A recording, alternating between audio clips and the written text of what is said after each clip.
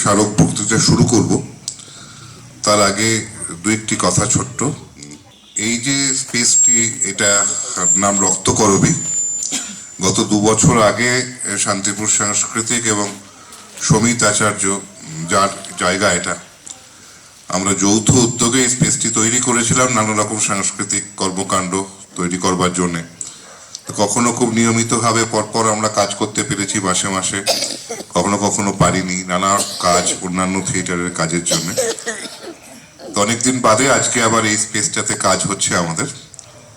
তো আজকে রয়েছে স্মারক বক্তৃতা মিন্টু মুখোপাধ্যায়ের স্মরণে, মিন্টু মুখোপাধ্যায় স্মারক বক্তৃতা। এই বইটা নির্মাণ করেছে তর্পণ। বনি এখানে আছে?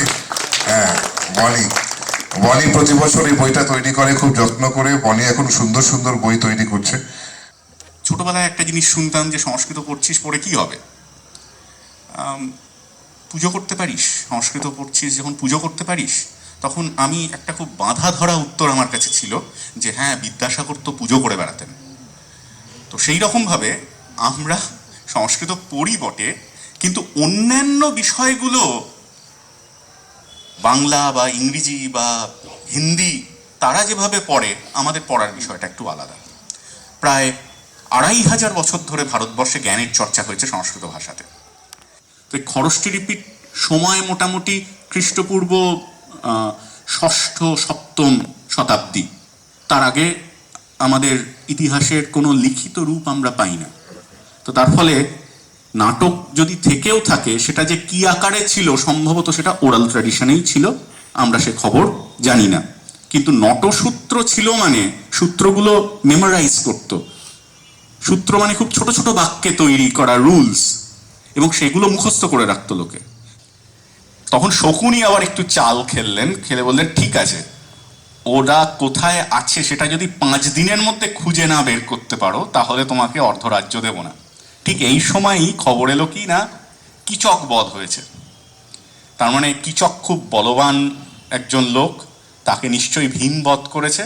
তখন তো যা গল্প মহাভারতেও আছে, ওরা খুঁজে পেয়ে গেল কীচককে অজ্ঞাতবাস থেকে, এবং আলটিমেটলি দ্রোণের কথা মতো দুর্যোধন তাকে অর্ধরাজ্য দিয়ে দিল। এই কাহিনী অনুযায়ী কুরুক্ষেত্র যুদ্ধ হয়নি। এবং সবচেয়ে মজার ব্যাপার বলি, এখানে অনেকেই জানেন যে মহাকাব্যের এটা কিন্তু একটা খুব মজার ব্যাপার। প্রথমত হচ্ছে, যেমন দক্ষিণ ভারতের যে মহাভারতের রিসেপশন আছে, সেই অনুযায়ী কিন্তু এরা 12 মাসের বনবাস এবং 1 বছরের অজ্ঞাতবাসে ছিল, মানে টোটাল 1 বছর 1 মাস। আর উত্তর ভারতের যে ট্র্যাডিশন, সেই অনুযায়ী কিন্তু তারা 12 বছরের বনবাস এবং 1 বছরের অজ্ঞাতবাস। এখান থেকে আজমিরের রাজপুতানা, সেখান থেকে ললিত বিগ্রহরাজ নাটক, যেটা হচ্ছে সোমদেবের লেখা, এবং বিগ্রহরাজ তার লেখা একটা হরিকেলি নাটক, 2টো নাটক পাওয়া গেছে। এটাও সরস্বতী মন্দিরই ছিল। তো যাই হোক, একটা আমরা ধারণা পেলাম যে দেখুন, আমরা নাটক অনেক পাচ্ছি, এবং নাটকগুলো পাচ্ছি যীশুখ্রিস্টের জন্মের 100 বছর আগে থেকে কন্টিনিউয়াসলি। এবং নাটকগুলো যে অভিনীত হতো, নাটকের দল অভিনয় করত, রাজা পয়সা দিত। কোনো কোনো জায়গায় মৌর্য আমলে দেখতে পাচ্ছি রাজা নাটকের দলকে ঢুকতে দিচ্ছে না। এইসব জিনিসগুলো কিন্তু আমরা দেখতে পাচ্ছি। তার মানে নাটকের কিন্তু একটা পরম্পরা আছে, কিন্তু ধারাবাহিক ইতিহাসের কিন্তু একটা অভাব আছে। এবং পাথুরের প্রমাণগুলো থেকেও আমরা দেখতে পাচ্ছি যে নাটকের চর্চা কিন্তু যথেষ্টভাবে হচ্ছে, লোকজন দেখছে, প্রয়োজন হলে সেই নাটকটা 2 বা 3 বার এক জায়গায় অভিনয় হচ্ছে। লাস্ট হচ্ছে আহার্য। আহার্যটা হচ্ছে, দেখুন এইটা একটা খুব মজার জিনিস। এই যে পুস্ত, এই যে সন্ধিম ব্যাজিম চেষ্টিম, এই যে সন্ধিম, এই যে আমরা যে নাটকীয় প্রপস তৈরি করি না, এই প্রপস কত রকমের প্রপস হবে। কোনোটা হচ্ছে চামড়ার তৈরি, কোনোটা কাপড়ের তৈরি, কারণ ভারী হলে তো চলবে না, তাদের তো নিয়ে যেতে হবে। এইটা কোন মেটেরিয়াল দিয়ে তৈরি হবে, এই সমস্ত জিনিসগুলো আছে হচ্ছে সন্ধিমতে। এই আহার্য মানে হচ্ছে মেকআপ, মানে আমি বাইরে থেকে কি করে অঙ্গসজ্জা করব সেই সংক্রান্ত। ব্যাজিমো, চেষ্টিমো, এই জিনিসগুলো প্রত্যেকটাই হচ্ছে তারই পার্ট। এই প্রপার্টিজ, এইগুলোর মধ্যে কিন্তু একটা জায়গা আছে শাড়ির অভিনয়, মানে নদী, পাহাড়, মন্দির, এগুলো কিন্তু মানুষকে দিয়েই তার অঙ্গভঙ্গিতেই দেখানোর কথা বলা আছে। কিন্তু প্রপার্টিজ তৈরি হতো, প্রপার্টিজটা তারা ইউজ করতো, নাটকীয় প্রপার্টিজ, কিন্তু স্টেজটা কিন্তু তারা মানুষ দিয়েই করতো, মানে একটা ঘর, 5 জন পাশাপাশি দাঁড়িয়ে পড়লো, ওইটা একটা ঘরের জোন হয়ে গেল। আরেকটা হচ্ছে পরিক্রমী অবলক্ষ্য চাপ, মানে এখনই আমি হয়তো মানে শান্তিপুর স্টেশনে আছি, আমি এরকম ভাবে ঘুরে এসে বললাম, ও তুমি স্কুলে এসে গেছো, মানে আমি স্কুলে পৌঁছে গেলাম।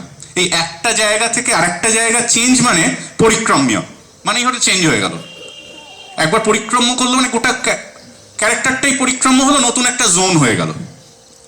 তো এইরকম ভাবে ভরতের নাটকে আছে। এবং উনি একটা জিনিস বলেছেন, যে জায়গাটা আমি পয়েন্ট আউট করেছি, যে সাধ্বী স্ত্রী যেমন স্বামীকে ছাড়া আর কাহাকেও চায় না, ভালো কাব্যও তেমনি ভাবুক ছাড়া আর কাহারও অপেক্ষা করে না। আমি এর কথা বললাম, ভরতের কথা। ভরত কিন্তু ওই অ্যামেচারিস্ট দর্শককেও এন্টারটেন করেনি। আর কি এইখানটাতে ধরার অভিনয় বিদ্যা নিতান্ত পরাশ্রিতা। কেন না, স্ত্রৈণ স্বামী যেমন লোকের কাছে উপহাস পায়, নাটক তেমনি যদি অভিনয়ের অপেক্ষা করিয়া আপনাকে নানা দিকে খর্ব করে, তবে সেও সেইরূপ উপহাসের যোগ্য হইয়া ওঠে। মানে নাটকের ভাবখানা এইরূপ হওয়া উচিত, যে আমার যদি অভিনয় হয় তো হোক, না হয় তো অভিনয়ের পোড়া কপাল, আমার কোনো ক্ষতি নেই।